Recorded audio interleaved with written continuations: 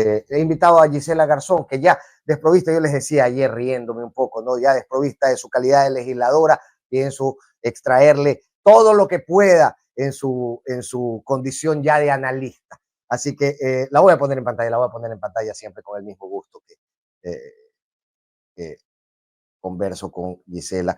A ver, esperen, acá está. Ok. Gisela, ¿cómo estás? Qué gusto verte, qué gusto saludarte. ¿Estás con el micro? Ahí estoy.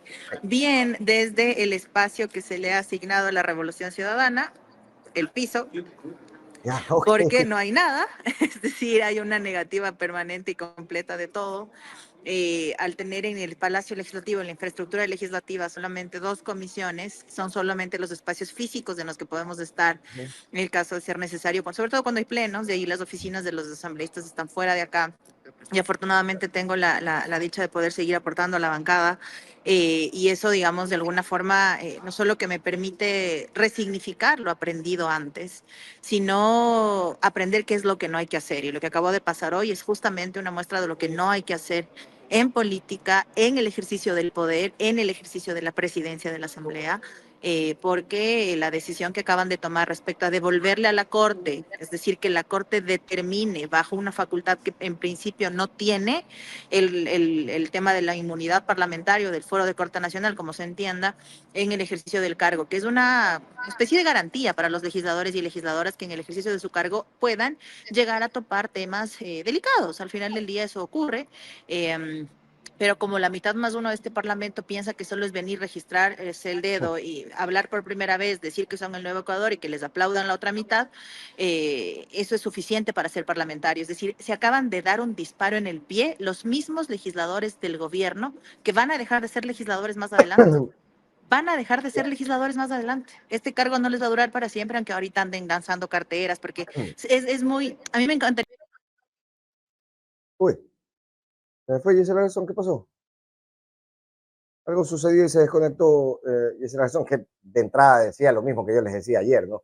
Esto es un tiro en el pie significativo. El día de mañana dejarán de ser legisladores y su capacidad fiscalizadora se verá No sé qué pasó. ciertamente. Sí, no, de repente te fuiste. Sí, De como repente que te me fuiste. sacaron del estudio, pero bueno, aquí estoy de nuevo. Entonces decía, mañana van a dejar de ser legisladores y se acaban de dar un disparo en el pie, porque además acaban de vulnerar la misma ley orgánica de la función legislativa. No es la primera vez que lo hacen, seguramente no será la última, pero la ley orgánica de la función legislativa dice claramente, en concordancia con el 128 de la Constitución, el 111 de la ley orgánica de la función legislativa dice que la inmunidad está cubierta durante el ejercicio del cargo. No puedes asegurar que como esté puesta ya no es asambleísta, entonces ya no le cubre la inmunidad porque le estás juzgando en función de algo que hizo cuando sí era asambleísta. Entonces hay una serie allí de imprecisiones y de vulneraciones a la norma que las justifican con que son la mayoría, con que presiden la asamblea, con que son el nuevo Ecuador, pero la realidad es que ni siquiera cuando se trató de un proceso en contra de Mónica Palacios, que estaba siendo investigada también, la bancada de gobierno permitió el levantamiento de la inmunidad. Y ahora lo hacen, digamos, investidos en un supuesto poder que tarde o temprano no solo que se va a acabar, sino que, insisto, sienta precedentes muy graves, porque además el criterio jurídico que presentó la coordinación jurídica de la Asamblea decía que en el caso de expresidentes y vicepresidentes la Asamblea no se ha pronunciado. Pero esto no se trata de un expresidente o un exvicepresidente, se trata de una legisladora.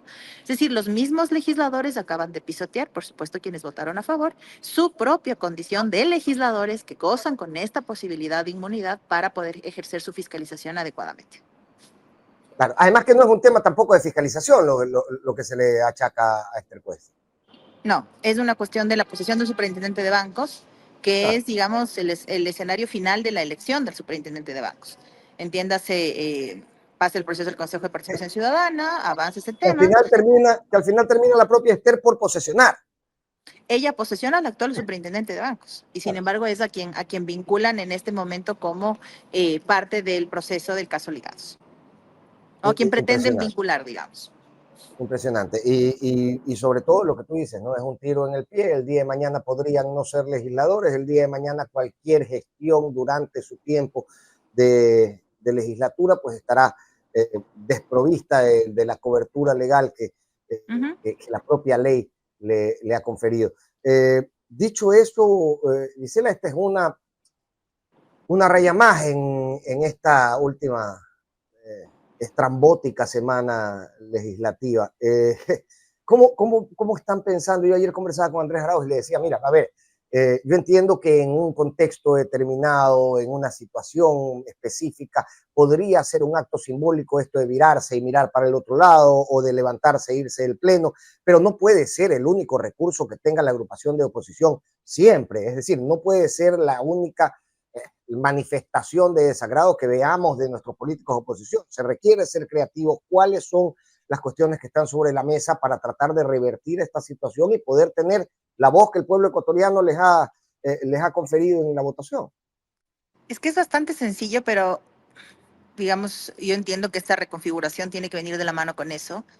Hay que hacer política frente a los que no la hacen. Es que no es de hacer política lo que está pasando ahora.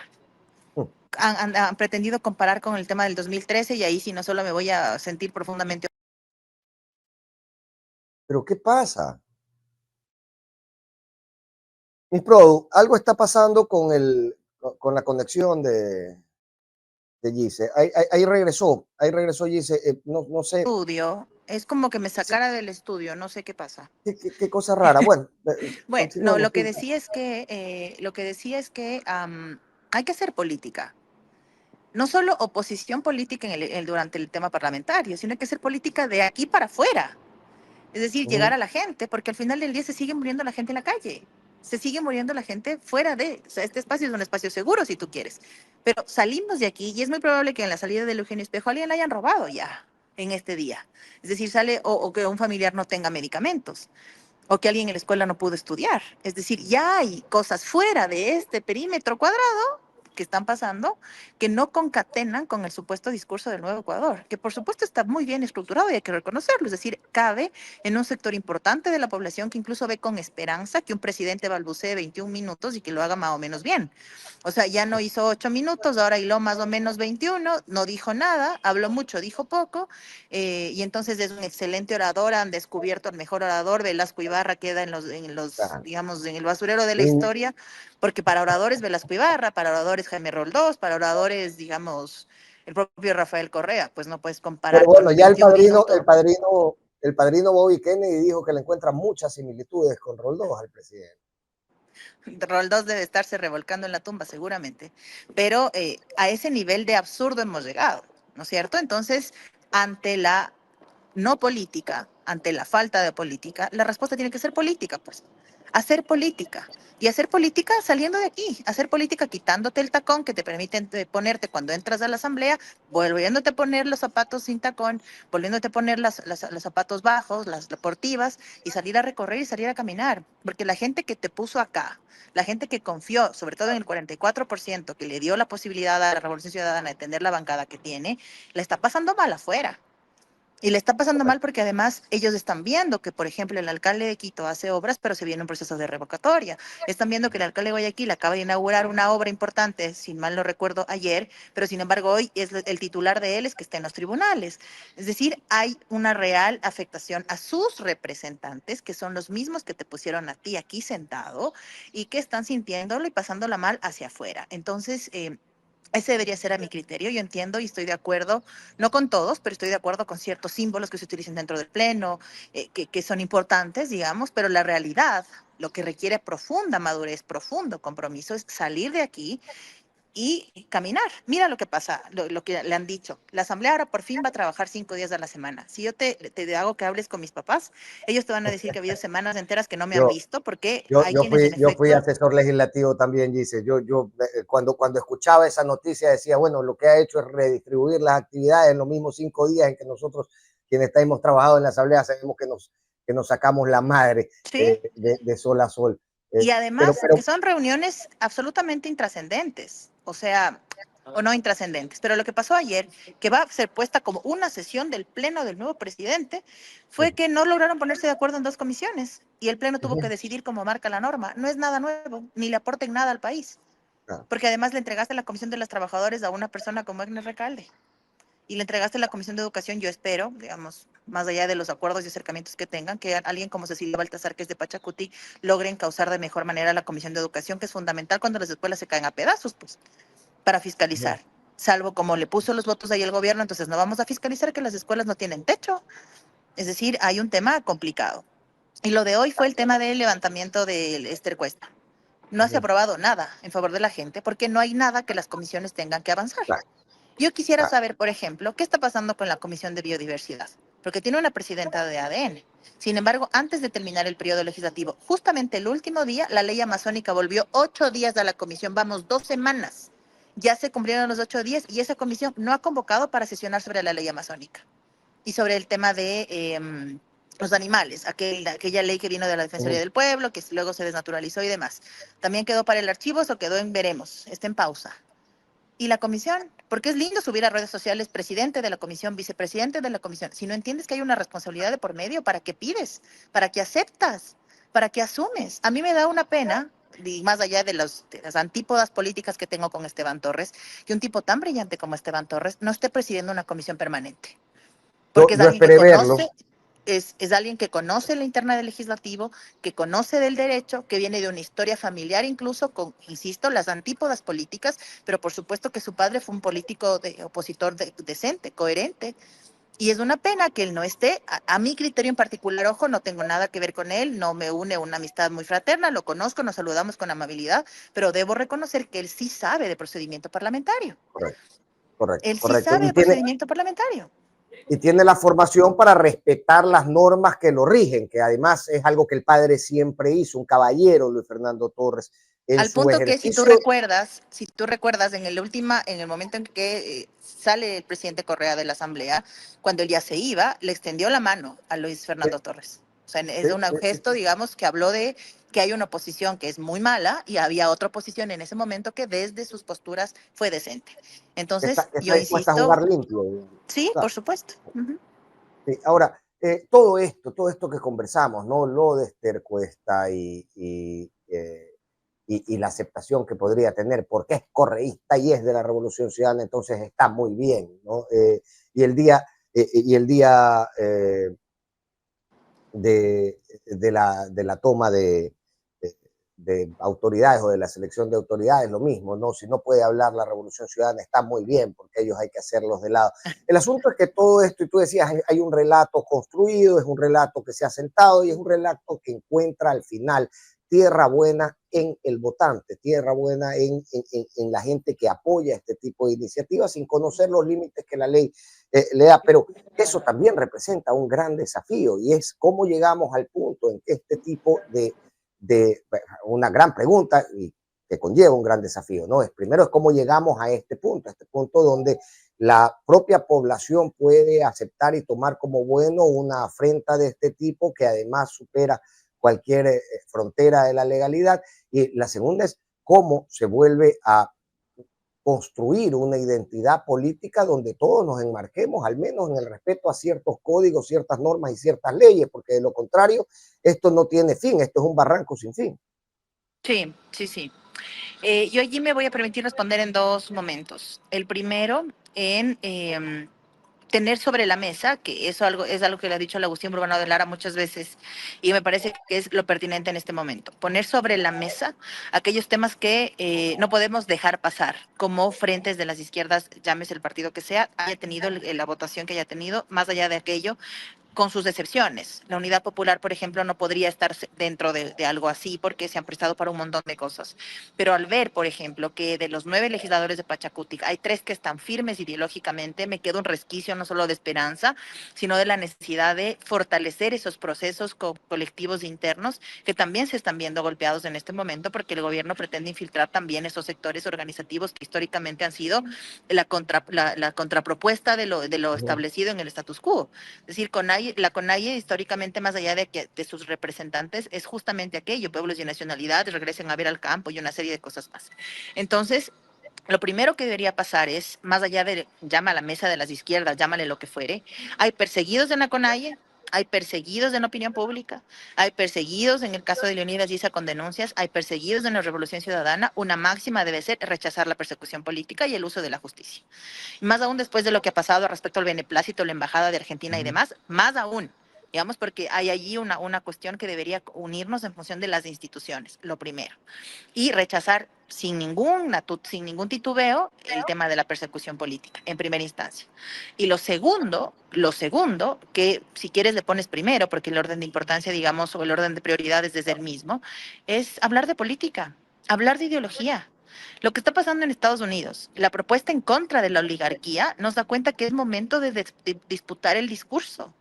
Es momento de volverle a dar contenido a la política y es momento de dejar de pensar que las redes no son esquivas, porque las redes son totalmente superficiales si es que permitimos que así lo sea. Pero no si es que nos tomamos esos espacios también. Pero ¿cómo se disputa ese discurso? Digamos, parecen tenerle mejor tomado los tiempos los agentes de gobierno a la forma y a la comprensión que el usuario de redes, principalmente joven, por la cual consume información, quiero decir, el usuario de redes joven. Es difícil con la mochila que tiene en la espalda la Revolución Ciudadana entrar a disputar en esos códigos ese discurso y eso es lo que exige creatividad. Se lo han planteado, cómo están intentando reidentificarse, digamos, reconocerse en una nueva personalidad de acuerdo a los nuevos tiempos que enfrentan. Y es que hay que prepararnos, hay que investigar más, hay que leer más, hay que utilizar las herramientas actuales en ese sentido. Se piensa que ChatGPT es solo como un Google más. Incluso yo tenía algunas veces debate con mi equipo de trabajo porque les decía, no, me niego a que eso reemplace las capacidades humanas. Yo le decía en función siempre de pensar en el ser humano y demás, pero la realidad es que es una herramienta que existe y que está siendo utilizada y mal utilizada. Y en ese sentido hay que prepararnos mucho más. Pero insisto, también hay que dejar el miedo a hablar de política. Hay que dejar de pensar que la realidad y la salida es hacerse tibio, moverse al centro, decir que sí somos izquierda pero no tan izquierda, decir que sí hablamos de una cosa pero no hablamos de otra, decir que sí esto sí puede verse bien pero lo demás no cabe. No, ellos no titubean. García Linera da unos excelentes insumos analizando desde su perspectiva académico-política y él dice, hay una derecha fascista que no ve límite posible y ahorita la estamos viviendo, muy bien maquillada, muy bien disfrazada, pero la estamos viviendo. Y mientras tanto la izquierda para caber en ese discurso y tratar de encajar en ese discurso se vuelve tibia. Tan fuerte es lo ideológico de la derecha fascista que la derecha tradicional se mueve al centro. Así de mal están las cosas. Se mueve al centro.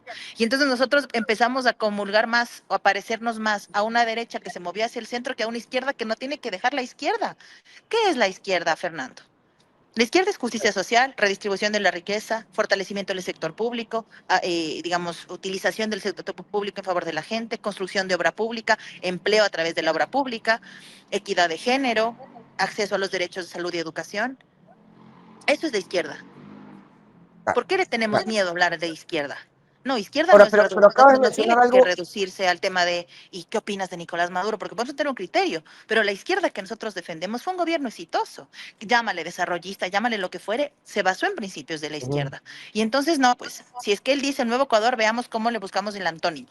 Si es que él dice vamos a trabajar, veamos cómo le damos la vuelta a los 5 días de la semana. Si es que él dice, ¿qué importa lo que él diga? El discurso es nuestro, no en función de lo que digan los demás.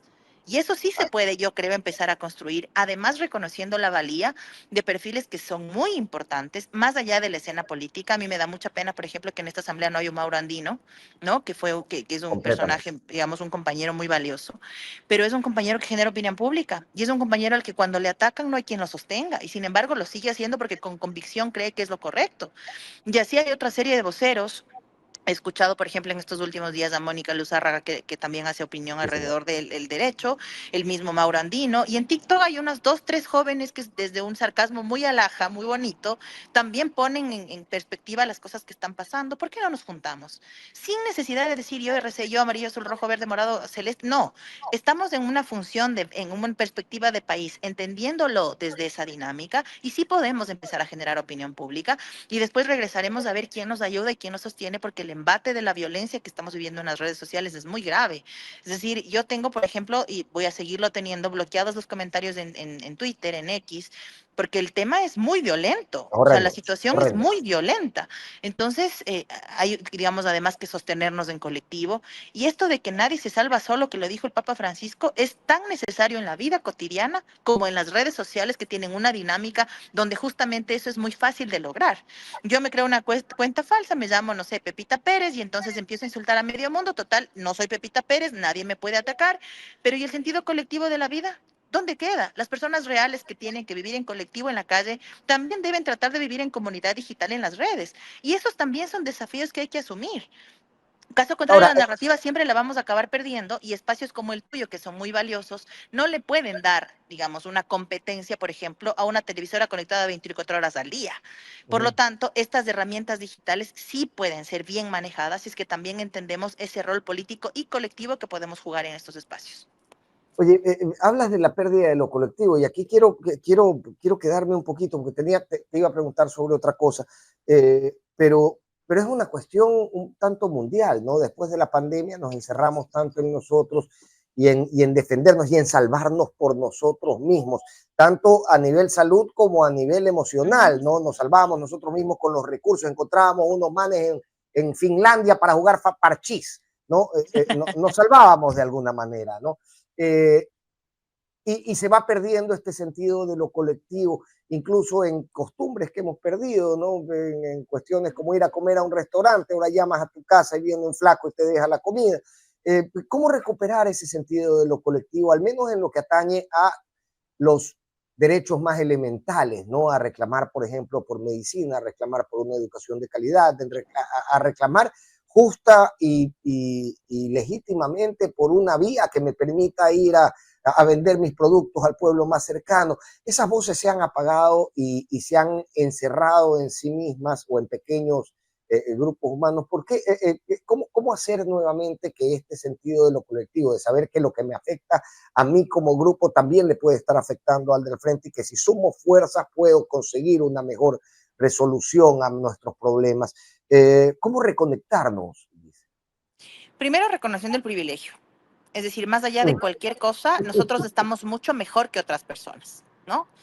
Correcto. Parto de eso. Hay estos nuevos podcasts que están en las redes sociales y te dicen, si bien no reconocer el privilegio, digamos, no te hace culpable cuando puede llegar a ser incluso egoísta con algún momento, algún sector, con algún tema, el momento en el que identificas ese privilegio, no puede seguir siendo egoísta o poco empático, ¿no? Lo primero. Es decir, nosotros estamos en condiciones de quizás pagarnos una consulta médica cuando sentimos una afectación gripal, por llamar algo menor, pero hay gente que vive con $1 al día, que no está en condiciones ni de comprarse un paracetamol, mucho menos de ir a una consulta privada. ¿Qué debemos reclamar entonces desde ese reconocimiento del privilegio? Salud pública de calidad. Salud pública de calidad. Y estoy yéndome a lo más elemental, porque ni tú ni yo estamos en condición de asumir un tratamiento médico mucho más costoso, ¿no es cierto? Claro, Estoy yéndome a claro. una cuestión, un cuadro gripal. Hay situaciones muy graves como el tema de la diálisis, que, digamos, nosotros tenemos el privilegio de no tener esa enfermedad, pero hay gente que teniéndola no tiene el derecho de acceder a tratarse. Los términos y los símbolos, a mi criterio en particular, son muy importantes, primero. Y lo segundo, vernos como iguales. Vernos como iguales, porque esta gente que está gobernando nos ve sobre el hombro, a todos nosotros. Y lo único que tienen un poquito más alto que nosotros son los tacones que se ponen, nada más. Y el dinero. Y el dinero no significa que son mejores que nosotros. Significa que tienen una situación diferente, que forman parte del 1% más rico de este planeta, digamos, del planeta, que tienen otras condiciones a propósito de, no sé, desarrollos familiares, lo que fuere, pero no son mejores que nosotros. Tienen mejores condiciones económicas, materiales, pero no son más seres humanos que nosotros. Si nos reconocemos entre nosotros como iguales, entiéndase los que pensamos igual, ¿no? Porque al final del día, desde este pensamiento que tenemos nosotros de la vida desde la izquierda, reconocemos que la derecha existe y en ningún momento lo silenciaríamos. Insisto, lo del 2013 no tiene comparación alguna con lo que pasó en la Asamblea hace unos días. En el 2013 fueron 100 legisladores electos en las urnas y a pesar de eso creo tenía un legislador en el CAL. Tenían un legislador en el CAL. Así fue. No Sí. así Bueno, en estos días. sucedió que no aceptaron el primero que creo propuso, ¿no?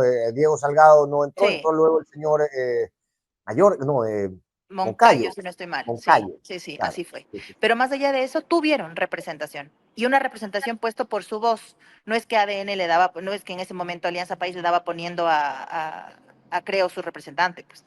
que fue lo que intentaron hacer en el caso de la Revolución Ciudadana. Entonces, volviendo a tu pregunta, reconocernos como iguales porque nos golpean las mismas problemáticas, de diferente manera, pero las mismas problemáticas. No vivimos seguramente en un barrio muy complicado en materia de seguridad como ahora ocurre sobre todo en Guayaquil y en Manta, ¿no es cierto? Pero sí nos puede golpear la inseguridad en la calle, a cualquiera de nosotros. Estamos enfrentando los mismos problemas, en desigualdad de condiciones, pero los mismos problemas. A nosotros no nos acompaña una escolta, no nos acompaña una caravana de militares y policías, para nada. Lo único que tenemos y la única herramienta que nos queda en este momento es esta, la digital, la de poder hablar, la de poder reclamar, porque incluso si nos pasa algo, ¿con quién nos quejamos? ¿Con qué fiscalía? ¿Con qué consejo de la judicatura nos quejamos? Con nadie. ¿Estamos en situaciones distintas? Sí. ¿Podemos desde el privilegio reconocer que tenemos esas situaciones distintas? Por supuesto. Que nos nuble, allí está la diferencia entre estar de un lado y del otro lado de la historia. Y me parece que eso es lo más claro que también vemos aquí. Hay un lado que piensa que por ser del partido de uno de los más multimillonarios de este país son igual que él. No, señores. Ustedes están siendo funcionales, utilizados. Y el día de hoy, insisto, se acaban de dar un disparo en el pie ustedes, que más adelante van a dejar de ser y que van a ver que no están ni siquiera cerca de las condiciones políticas, económicas y sociales de su presidente.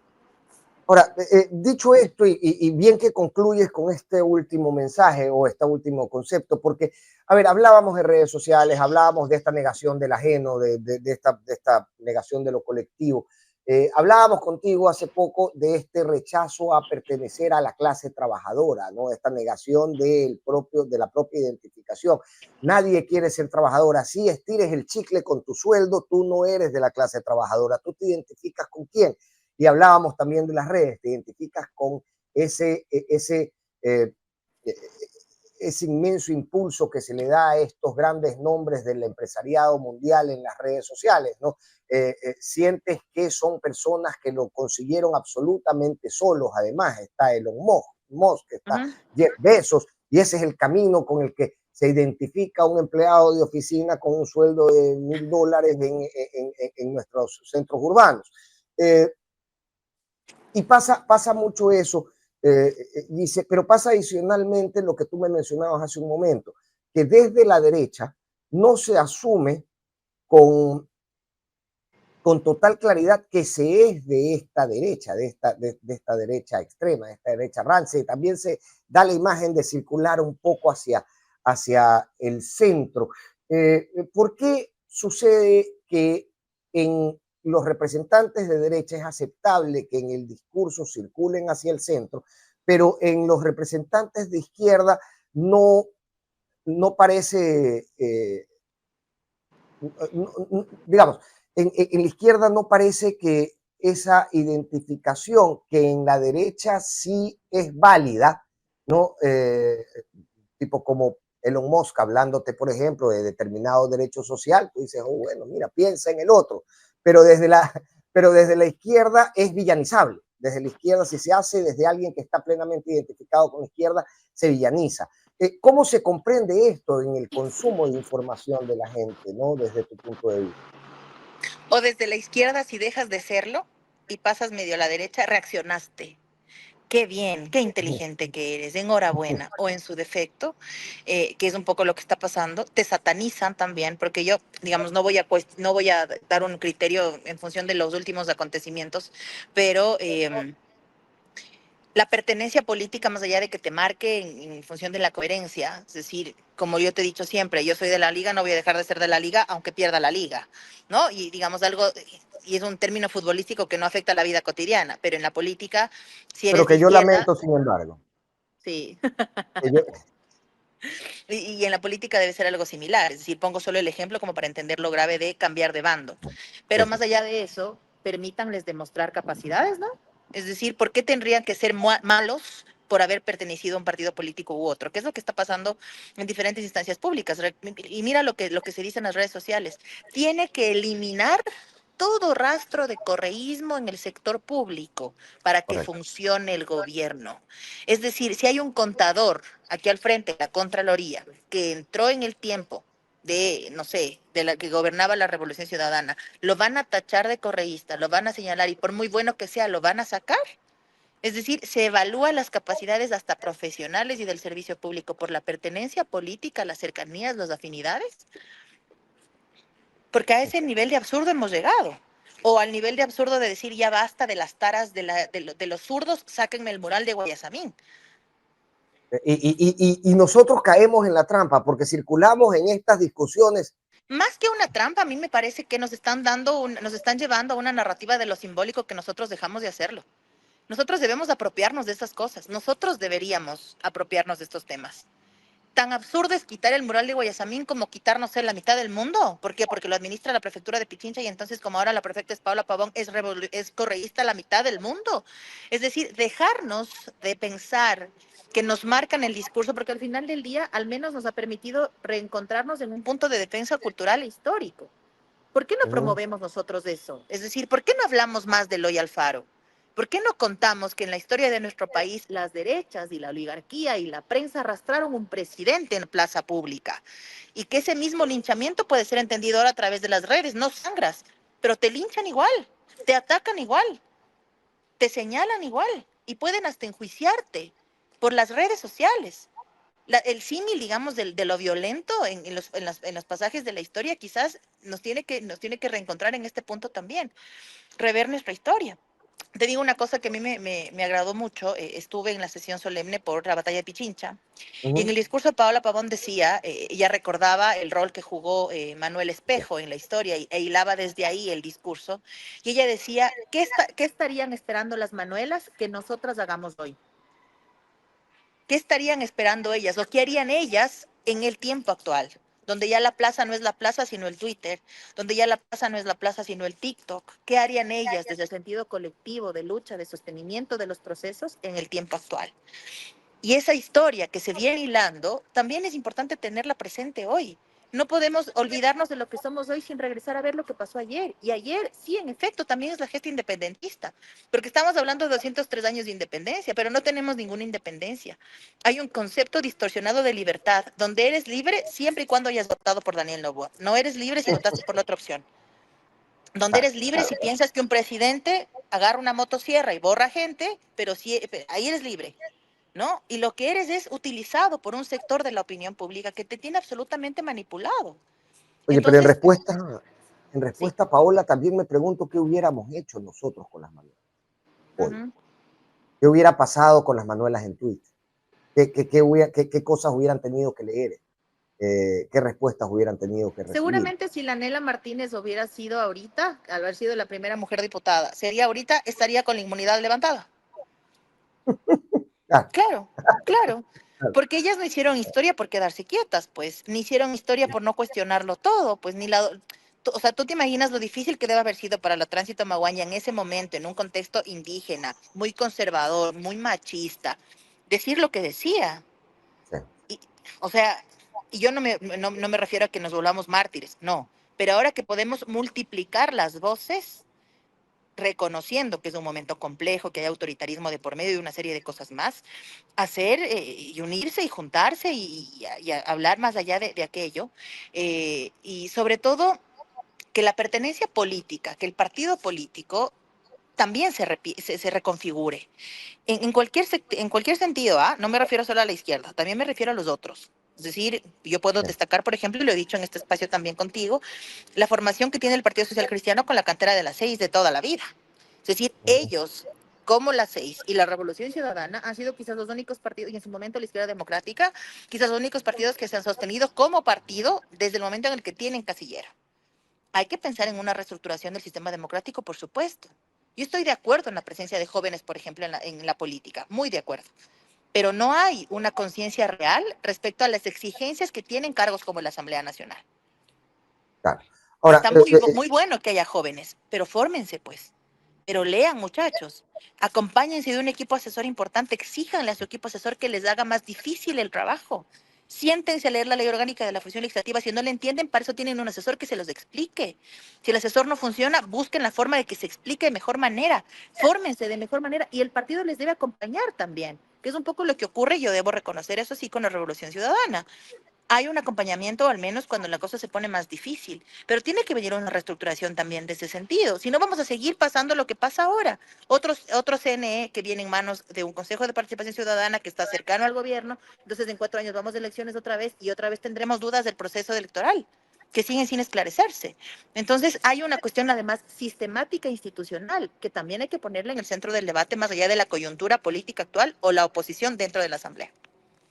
Claro. Ahora, decías el propósito malsano de perseguir porque se tiene esta camiseta o de eliminar de la gestión pública a todo el que tenga esta camiseta, encuentra un tope cuando estos personajes deciden quitarse la camiseta. En ese caso sí son bienvenidos con los brazos abiertos, lo que te hace pensar que al final no son sus características personales lo que les genera rechazo, sino la camiseta que se han colocado.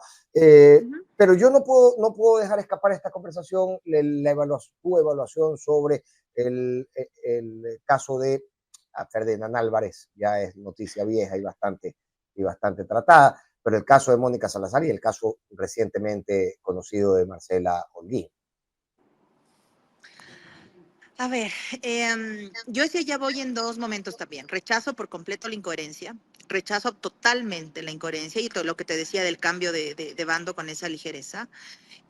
Pero si algo puedo, no rescatar, pero plantearlo como una forma de autocrítica, si cabe, es que hay que mejorar los procesos internos. En el caso de Mónica, al principio ya decía que no se le escuchó en la provincia, que tuvo una serie de cosas. Más adelante nos deja la duda respecto a si eso es real o no por las decisiones que ya ha tomado. Pero sobre el supuesto no consentido, que en efecto no hay canales internos en las provincias, sobre todo, para evacuar de mejor manera los conflictos que se pueden presentar, hay allí una observación que se puede mejorar. Lo pongo para no únicamente hacer una crítica al otro, porque es muy fácil siempre señalar al del frente, sino también decir, ok, puede ser que haya que evaluar los procesos y los mecanismos internos para solucionar los conflictos. Puede ser.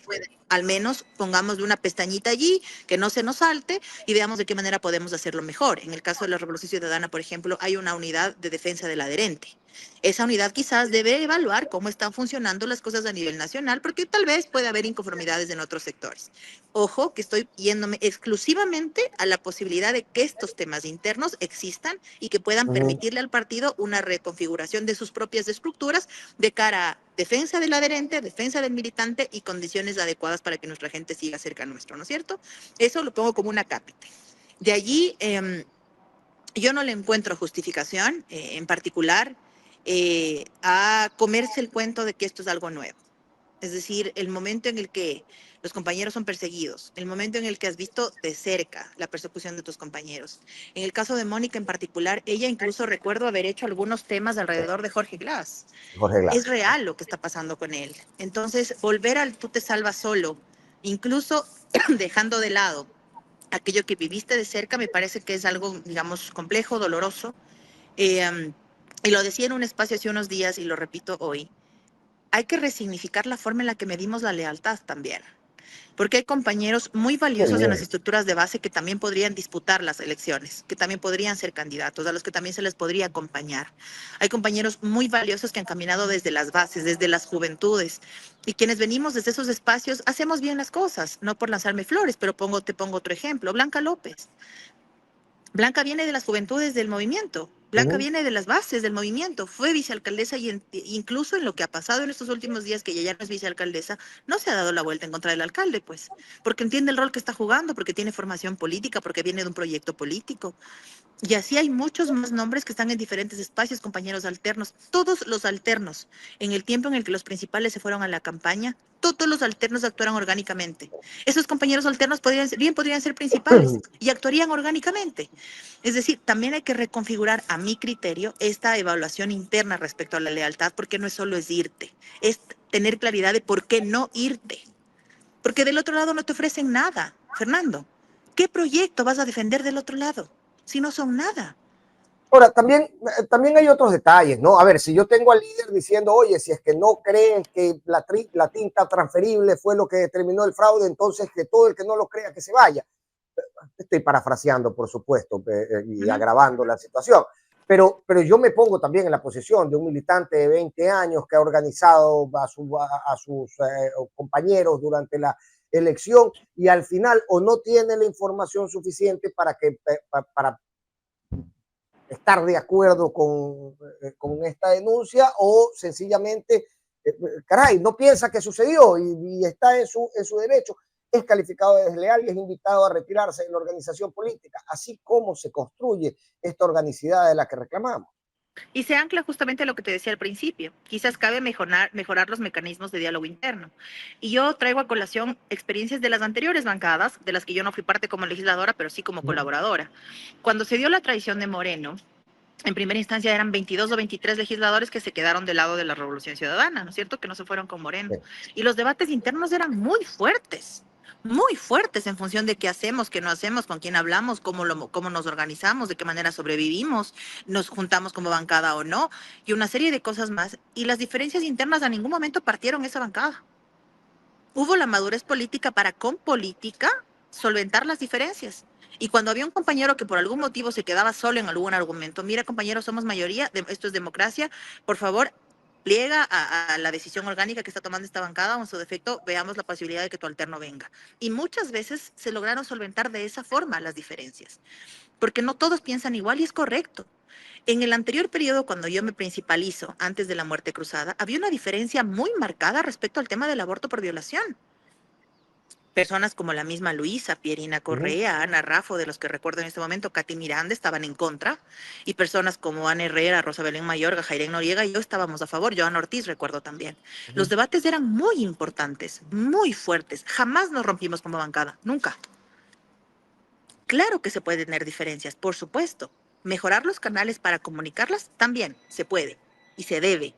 Porque además para algo estamos, digamos, avanzando también en nuestros conceptos y en nuestras propias resignificaciones. Claro que se debe mejorar y canalizar de mejor manera las cosas a la interna y sobre todo valorar la posibilidad de cada compañero de construir su propio perfil político dentro de una organización política que tiene, por supuesto, un líder histórico. Pero cada compañero en territorio tiene sus particularidades. No es lo mismo ser representante de Cotopaxi que ser representante de Zamora Chinchipe, pues. Ni es lo mismo Correcto. ser representante de Galápagos que ser representante del Cantón Mejía, como quien en su momento lo hizo. Cada uno tiene su particularidad, su detalle, su característica, su mística en cada territorio. Y eso también es valioso, por lo tanto sus criterios también lo son. Y lo siguiente, anclado a lo que decías al final, eh, el reto que tiene cada autoridad local en este momento no solo es sostener sus administraciones, sino sus carreras, porque sus carreras, digamos, van en relación directa con sus administraciones, ¿no es cierto? Y eso es un poco lo que vemos acá ahora en Quito, la crítica permanente a lo que está haciendo Pavel Muñoz, desconociendo que, por ejemplo, planificó el Estado de nuestro país. Es decir, estuvo a cargo del CEMPLADES, por lo tanto, no es que estaba haciendo malas cosas. Puede tener algunos Claro, errores de no, comunicación, si fuera, entiendo que ellos mismos lo han reconocido, pero no están planificando mal la ciudad. Es decir, y deben entender el rol que están jugando sin renunciar a su tema político. Y ahí destaco, por ejemplo, lo que ha hecho Aquiles, plantarle cara de frente a lo que el gobierno está haciendo mal, sin renunciar a lo que Guayaquil significa. Venga, nos vamos a sentar, no pensamos igual, pero nos necesitamos usted para Guayaquil y yo para lo que tenemos que hacer en conjunto, veamos la forma en la que hablamos en conjunto. Y experiencias que marcan liderazgos distintos. Lo que está pasando con Azuay. En la prefectura del J. Lloret es una prefectura muy buena. Él mismo maneja una narrativa distinta, él mismo está presente en todos los sectores, él mismo sale de sus zonas, él mismo se saca de sus zonas de confort. Esto también es una forma de hacer política igual de válida. Si el compañero prefecto de la SUAY piensa distinto que la compañera prefecta de Guayas, me invento, no son menos compañeros los dos, pues. En el ejercicio de su autonomía y de su propia forma de concebir las cosas, están planteando diferencias que nutren en lugar de dividir. Y me parece que por eso hablo mucho siempre de volver a donde venimos, porque estos debates internos existieron desde siempre, no eran públicos. Ahora la posibilidad de hacerlos públicos quizás nos requiere con mucha más madurez, porque habrá muchos y te sectores que diría piensan que de un montón de maneras, ¿no? Y te diría que en el momento en que más florecieron debates internos era en el momento en que se consolidaba la organización política, es decir, en los momentos en que se llamaba a la constituyente, en los momentos en que en la agrupación de Alianza País confluían más bien distintas ideas y distintas vertientes y se debatía internamente. Y hay que mirar también atrás para entender en qué momento esto diluyó No en hay que alguna olvidarse medida. cuando la vaca fue ternera, decía mi abuelo, siempre. Y es una de las cosas Exactamente. que son reales. Es una frase muy coloquial si quieres, pero es real. Venimos de algo, hemos construido algo. Fuimos el gobierno más exitoso si se quiere. Redujimos realmente las brechas de desigualdad, de pobreza, de inequidad, acceso a la educación, acceso a la salud, mejoramiento de los servicios básicos, mejoramiento de la imagen de nuestro país a nivel internacional y una serie de cosas más. Lo hicimos bien. Los tiempos han pasado y los problemas se han profundizado. Inseguridad, migración. Hay que repensarnos, por supuesto. ¿Hay que renunciar a lo que construimos antes? No. ¿Hay que hablar y abrir las posibilidades del tiempo actual? Por supuesto que sí, porque las demandas son distintas. ¿Eso significa que los compañeros que piensen diferente son traidores? No. Más bien están sintiendo desde el territorio que esas nuevas demandas quizás falta incluirlas en lo que defendemos. Esas nuevas necesidades, el cambio climático, por ejemplo, el invierno que enfrentó Guayaquil, el invierno que enfrentó la provincia de Guayas y la zona de la costa es quizás de los más graves. Yo leía que habían, digamos, días de lluvia mucho más intensos que otros años de la historia, ¿no es cierto?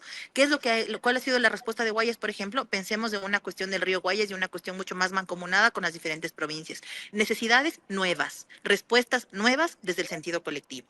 Esas son las cosas que sí nos pueden ayudar a resignificarnos y a, insisto, reconocer que cada compañero, cada perfil político es tan valioso que nutre a un proyecto que se sigue conduciendo en función de la Revolución Ciudadana, que fue un gobierno exitoso, y sobre todo de la capacidad de vincular a ese proyecto exitoso las nuevas demandas que el país tiene. Y que al final yo aquí también me llamo un poco al seso, ¿no? Porque uno les critica mucho y demanda de la Revolución Ciudadana muchas cosas. Yo creo que es porque la gente espera muchas cosas de la Revolución Ciudadana. Entonces, al final, en estos años de algún desespero porque se pierden elecciones, pues están muy dados a reclamarles cosas y a buscar en las organizaciones que conforman la Revolución Ciudadana el culpable de, ese, de esa desilusión. Pero lo cierto es que si uno se cruza al resto de partidos políticos, te diría yo que salvo Pachacutic, pero ya vemos cómo está actuando Pachacutic en el Pleno, ¿no? Pues tenemos siempre a Pachacutic y su organicidad en la punta de la lengua, pero ya ves cómo opera su representación legislativa. Y si uno se va para ADN, vamos a ver cuántos espacios de deliberación y de debate hay en ese partido, ¿no? Es un mal de la política nacional. Sí, por eso yo me refiero a la reestructuración del sistema de partidos urgente, Uh -huh. porque la democracia al final, con sus falencias, es lo poco que nos queda, o lo único que nos queda para seguir decidiendo, para seguir teniendo algo de pluralidad, en fin, es lo único que nos queda. Y parte de la democracia y del ejercicio de la democracia son los partidos políticos. Y tenemos ejemplos cercanos que nos dan cuenta de aquello. ¿Quién sostuvo, qué estructura sostuvo a Lula su tiempo de prisión? Fue su partido y fue el sindicato. ¿Cómo se encaminó la presidencia de Andrés Manuel López Obrador en México? Fue su partido enfrentando los fraudes. ¿Y cómo se sostiene hoy Claudia Sheinbaum dando la disputa pedagógica popular, como lo llaman ellos, sacando al partido a la calle? Si tenemos experiencias exitosas cercanas, podemos asumir esas experiencias cercanas, estudiarlas de mejor manera, unir con nuestra propia experiencia cercana y avanzar y resignificar. La realidad es que este frente de izquierdas que debería, si se quiere, le pongo cualquier otro nombre, este frente de debate, de análisis de lo que fuere, no puede hacerse sin la revolución ciudadana, no puede hacerse sin reconocer que la persecución existe, no puede hacerse sin reconocer que hay una debilidad del sistema de partidos y tiene que ser lo contrario. Tiene que ser lo contrario. Si no, quienes aprovechan esta ausencia total de política, de partidos, de estructura de calle, es la gente que ahora está sentada en Carondelet, que sin tener calle, sin tener partido, sin tener estructura, sin tener dirigentes, lo único que tiene en este momento es poder. El problema es que el poder lo utilizan en favor económico, de sus propios intereses, no en favor de la gente. Y entonces ahí los que más sufren son justamente los que no vemos en la calle porque dejamos que esto nos absorba, ¿no? Correcto, correcto. Gise, te mando un abrazo. Quiero mencionarte también el inmenso respeto y cariño que te están profiriendo y te están manifestando en la caja de comentarios, principalmente Omar Novoa, que nos deja una super etiqueta y te manda su cariño, su aprecio y su admiración. Así Gracias. que te mando No, gracias, gracias. Y nada, como lo dije en su momento, estamos donde nos corresponde estar. Ahora, si se quiere, tras bastidores, pero con la misma convicción y con el mismo compromiso que es lo que corresponde y sobre todo con la misma coherencia.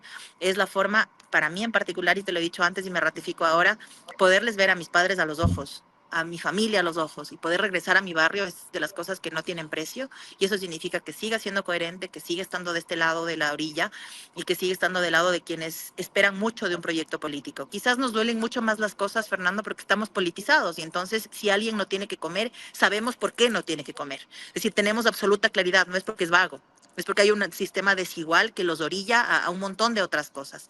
Y dar esta disputa también significa estar del lado de la coherencia y del lado correcto.